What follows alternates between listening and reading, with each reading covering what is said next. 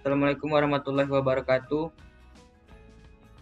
Kami dari kelompok 6 akan mempresentasikan hasil analisis kami yang berkaitan dengan analisis rasio keuangan dan juga analisis time series yang terdiri dari dua perusahaan yang akan dianalisis, yaitu perusahaan publik dan juga perusahaan private atau perusahaan swasta. Di sini kami terdiri dari saya sendiri, Rizky Armanda, terus juga ada teman saya Alwafi Aryunas dan juga Fatwa Ramadan. Pertama di sini kita akan menganalisis rasio keuangan perusahaan go public yaitu Gojek Tokopedia berkaitan dengan kondisi perusahaan berdasarkan rasio-rasio yang ada dalam annual report-nya. Pertama itu ada activity ratio yang terdiri dari current ratio, asset turnover ratio, days in inventory ratio, days in receivable, dan juga days in payable. Current ratio itu artinya rasio yang mengukur bagaimana perusahaan itu mampu bayar kewajiban jangka pendeknya berdasarkan aset yang dimiliki perusahaan. Jadi perusahaan itu liquid atau tidak dalam membayar kewajiban jangka pendeknya. Rumusnya itu adalah aset lancar dibagi liabilitas lancar. Aset lancar perusahaannya itu sebesar 34, 180, 478 dibagi dengan 12, 162, 456. Dapat rasionya itu 2,8 kali. Artinya karena rasionya itu lebih besar atau sama dengan 1, itu artinya perusahaan itu mampu membayar kewajiban jangka pendeknya tanpa terkendala hal apapun. Di sini rasio keuangan Gojek Tokopedia itu 2,8 kali, artinya perusahaan itu sangat liquid dalam membayar kewajiban jangka pendeknya. Terus ada asset turnover ratio, yaitu rasio yang mengukur bagaimana efisiensi aset perusahaan dalam menghasilkan pendapatan bagi perusahaan itu sendiri. Rumusnya adalah pendapatan bersih dibagi total aset. Pendapatan bersihnya 11.49167 bagi dengan total asetnya itu sebesar 139.216.510 juta dengan mendapatkan rasio sebesar 0,8 kali.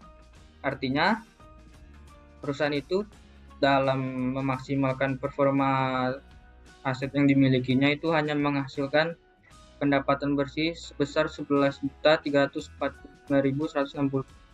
Artinya dengan rasio 0,8 perusahaan itu tidak maksimal dalam memaksimalkan aset yang dimiliki perusahaan.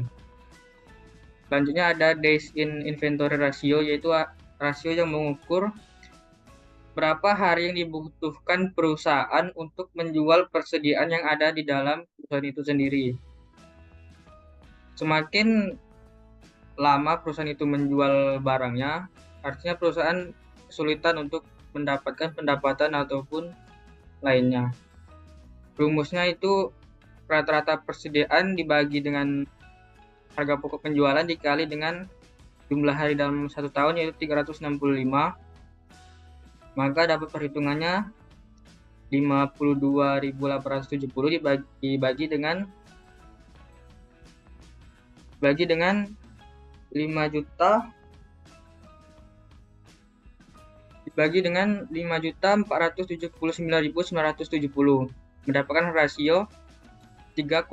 Artinya perusahaan itu menjual persediaan yang ada di dalam perusahaan itu membutuhkan waktu rata-rata 3,5 hari. Selanjutnya days in receivable ratio, yaitu rasio yang mengukur bagaimana perusahaan itu menagih piutang yang terdapat di pihak lain. Rumusnya yaitu piutang dagang dibagi harga pokok penjualan dikali dengan jumlah hari, yaitu 365 hari. Dengan perhitungan 627.292 dibagi dengan harga pokok penjualan 5.479.910 dikali dengan 365. dengan rasio 41,7. Artinya perusahaan itu membutuhkan rata-rata 41,7 hari untuk menginput kembali piutang yang telah diberikan kepada pihak lain. Selanjutnya ada days in payable atau rasio yang menghitung bagaimana perusahaan itu berapa hari yang dibutuhkan agar perusahaan itu membayar utang yang dimiliki kepada pihak lain. Rumusnya, utang dagang dibagi HPP dikali dengan 365. Perhitungannya, maka utang dagangnya sebesar 1.232.313 dibagi dengan 5.479.970 dikali dengan 365 hari. Total hari yang dibutuhkan perusahaan untuk membayar utangnya yaitu adalah 82,7 hari. Selanjutnya ada profitability ratio, yaitu rasio yang menghitung bagaimana perusahaan itu memaksimalkan aset yang dimilikinya untuk mendapatkan laba. Pertama ada gross profit margin, kedua ada net profit margin, ketiga ada return on asset, dan keempat ada return on equity. Gross profit margin ini adalah kemampuan perusahaan menghasilkan laba kotor dari total pendapatan. Artinya semakin besar persentasi laba kotornya, artinya semakin efisien perusahaan menggunakan sumber daya yang dimilikinya. Rumusnya, laba kotor dibagi pendapatan dengan perhitungan 65.869.167 juta dibagi dengan total pendapatan 11.349.167, maka rasionya 80,30%. Selanjutnya ada net profit margin, yaitu adalah kemampuan perusahaan menghasilkan laba bersih. Rumusnya, laba bersih dibagi dengan pendapatan. Perhitungannya adalah 40.408.492.000 bagi dengan 11.349.167 dengan rasio 56,40%. Selanjutnya ada return on asset, yaitu bagaimana perusahaan menghasilkan laba bersih dari total aset yang dimilikinya. Dengan rumus, laba bersih dibagi dengan total aset. Perhitungannya adalah 40.408.492.000 dibagi dengan total aset 139.216.570 dengan rasio 29,20%. Selanjutnya ada return on equity, laba bersih dibagi dengan total ekuitas dengan perhitungan 40.408.492 dibagi dengan 123.344 dengan rasio 32,90%. Selanjutnya, yang ketiga solvency ratio, yaitu rasio yang mengukur bagaimana kemampuan perusahaan untuk membayar kewajiban jangka panjangnya.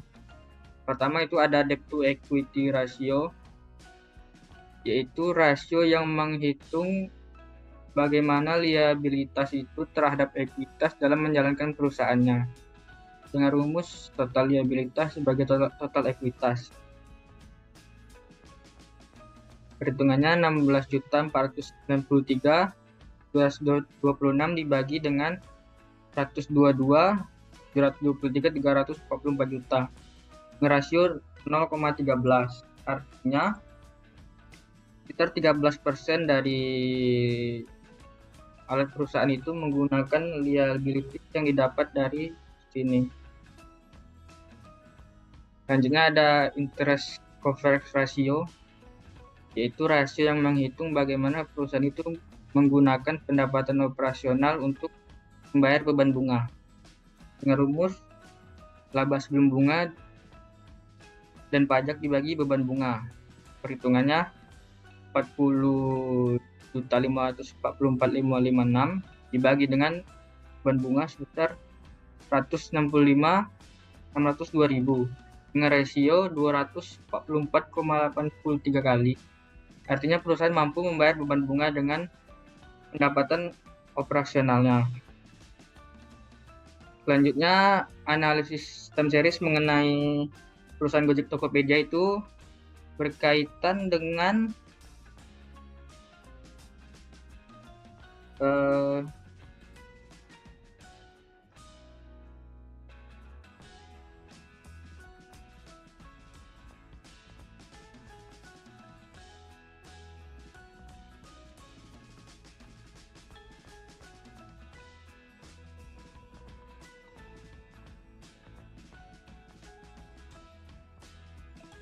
selanjutnya analisis time series Gojek Tokopedia mengenai analisis time series yaitu berkaitan dengan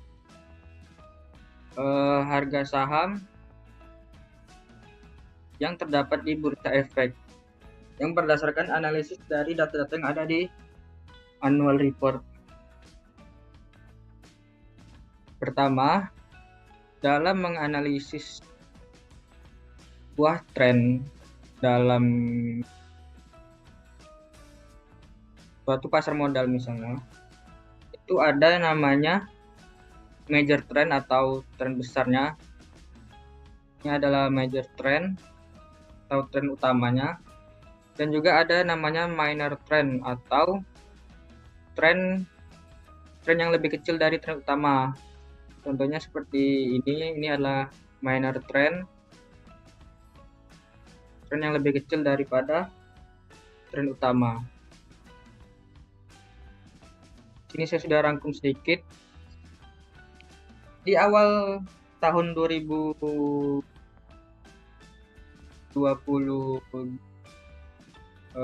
itu harga saham perusahaan Gojek Tokopedia itu mengalami yang namanya tren itu adalah higher highs atau tren naik. Ini ditandai dengan higher highs atau tren naik. Itu tren yang akan naik di dalam beberapa waktu. Contoh polanya itu adalah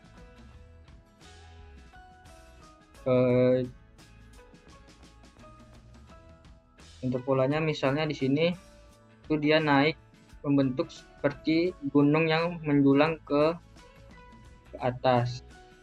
Makanya dia seperti contoh satu ini dia naik ke atas. Itu uptrend. Jika uptrend terjadi atau harga tersebut terjadi,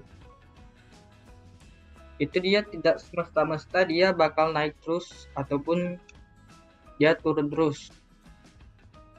Ada namanya di dalam menganalisis teknikal mengenai tren ini, ada yang namanya itu support dan resisten. Support itu terjadi ketika misalnya harganya itu walaupun ya turun ataupun turunnya jauh, cuman dia tidak bisa menembus yang namanya support. Support itu adalah batasan psikologi yang terbentuk di pasar. Faktor-faktornya yaitu ketika pelaku di pasar modal itu berbondong-bondong untuk membeli harga terendah di hari itu, sehingga trennya itu naik kembali. Walaupun dia naik, cuman dia tidak juga menembus sebuah batasan. Batasan itu disebut dengan resisten. Ini bisa disebut resisten karena dia tidak menembus batasan di harga tertinggi.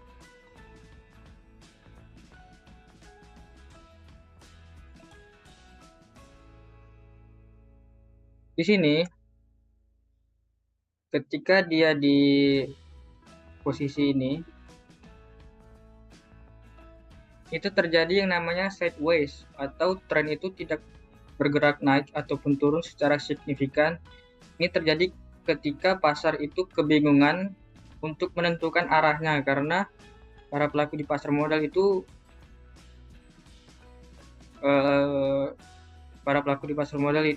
tidak membeli ataupun menjual saham yang akan mereka beli. Jadi dia masih bingung. Ketika para pelaku itu membeli, harganya kembali naik. Cuman naiknya itu tidak melebihi harga resistennya. Dalam dalam sebuah tren yang seperti ini itu disebutnya dengan candlestick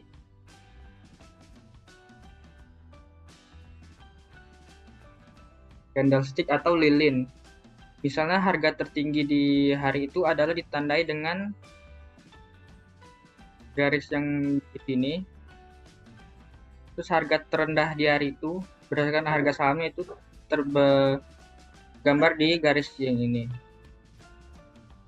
Harga opennya itu tergambar di body candlesticknya, dan juga harga penutup di hari itu tergambar di candlestick yang di sini.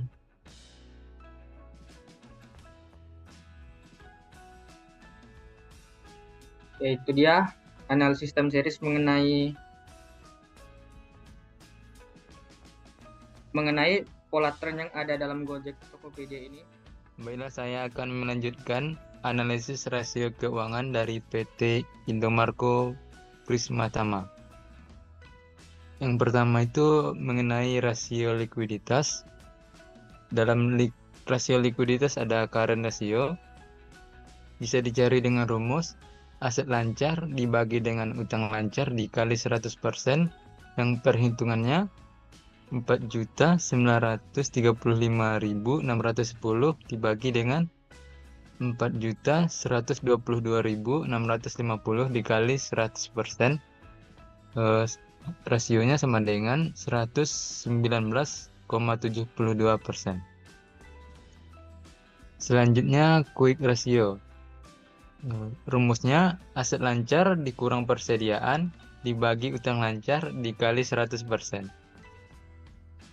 Perhitungannya 4.935.610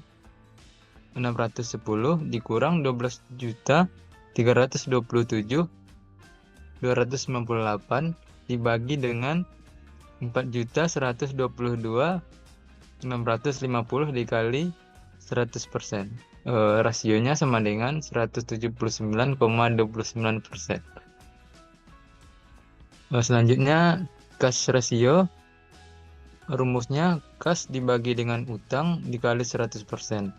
369.058 dibagi dengan 4.122.650 dikali 100% sama dengan 8,95%. Dan selanjutnya ada rasio solvabilitas. Yang pertama ada debt to total asset. Rumusnya total utang dibagi dengan total aset dikali 100%. Perhitungannya 6.590.854 dibagi dengan 18.918.512 dikali 100%. Rasionya sama dengan 34,84%. Selanjutnya ada debt to equity ratio. Rumusnya total utang dibagi modal sendiri dikali 100%. Perhitungannya 6.590.854 dibagi dengan 12.138.340 dikali 100% sama dengan 54,30%. Selanjutnya ada total asset to equity. Rumusnya total aset dibagi modal sendiri. Perhitungannya 18.918.512 dibagi 12.138.340. Rasionya sama dengan 1,5585. Selanjutnya ada analisis aktivitas. Yang pertama ada inventory turnover. Rumusnya penjualan dibagi persediaan. Perhitungannya 1.386.939 dibagi 12.327.298. Rasionya sama dengan 0,1125. Selanjutnya total asset turnover. Rumusnya penjualan dibagi total aktiva. Perhitungannya 1,386,939 dibagi 18,918,512, rasionya 0,0733. Selanjutnya ada rasio probabilitas. Return on asset atau ROA. Rumusnya laba setelah pajak dibagi total aktiva dikali 100%. Perhitungannya 1,357,750 dibagi 18,918,512 dikali 100%, rasionya sama dengan 7,17%. Selanjutnya net profit margin atau NPM. Rumusnya laba setelah pajak dibagi penjualan. Perhitungannya 1,357,750 dibagi 1,386,939. Rasionya 0,9789. Selanjutnya return on equity atau ROE. Rumusnya laba setelah pajak dibagi total ekuitas dikali 100%. Perhitungannya 1,357,750 dibagi 12,327,298 dikali 100%. Rasionya 11,01%. Selanjutnya ada rasio pasar, earning per share. Rumusnya laba setelah pajak dibagi jumlah saham beredar. Perhitungannya 1,357,750 dibagi 14,184,000,000. Rasionya menjadi 9,5724. Selanjutnya mengenai time series akan dilanjutkan oleh Abdul Ahmad.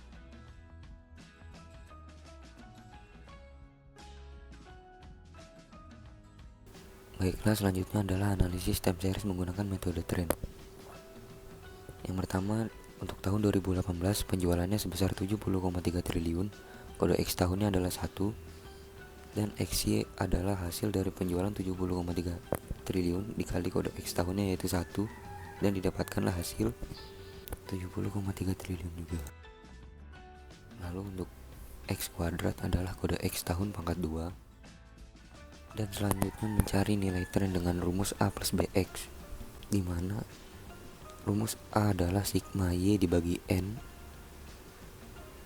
dan rumus B adalah sigma XY dibagi sigma X kuadrat. Lalu didapatkanlah hasil yaitu A sebesar 47,6 triliun dan B 15,8 triliun. Lalu masukkan nilai A dan B tadi ke rumus A plus BX. Jadi 47,6 triliun ditambah 15,8 triliun dikali X kode X tahun yaitu 1. Didapatkanlah nilai tren untuk tahun 2018 adalah sebesar 63,5 triliun. Selanjutnya mencari persentase dari tren dengan rumus Y dibagi YT dikali 100, di mana Y adalah nilai tahun ini dan nilai YT adalah nilai tahun sebelumnya. Didapatkanlah hasil untuk tahun 2018 sebesar 110,75. Selanjutnya untuk tahun 2019 penjualannya sebesar 81,8 triliun, kode X tahunnya 2, dan XY adalah 81,8 triliun dikali 2, dan didapatkanlah hasil 163,6 triliun. Lalu untuk X kuadratnya adalah kode X tahun sebesar 2 pangkat 2, hasilnya adalah 4. Selanjutnya mencari nilai tren untuk tahun 2019 dengan rumus A plus BX, di mana A sama dengan 47,6 triliun dan B 15,8 triliun. Jadi 47,6 triliun ditambah 15,8 triliun dikali kode X tahunnya yaitu 2, dan didapatkanlah hasil 127 triliun. Untuk persentase trennya sama seperti sebelumnya, yaitu Y dibagi YT dikali 100. Y adalah nilai pada tahun ini dan YT adalah nilai pada tahun sebelumnya. Didapatkanlah hasil persentase nilai tren untuk tahun 2019 adalah 64,37. Begitupun seterusnya untuk tahun 2020, 2021, dan 2022. Dan selanjutnya berdasarkan tabel tadi didapatkan grafik analisis time series metode trend. Bisa dilihat pada gambar. Baiklah, itu saja dari kelompok kami, kurang lebihnya mohon maaf. Wabillahi taufik wal hidayah. Wassalamualaikum warahmatullahi wabarakatuh.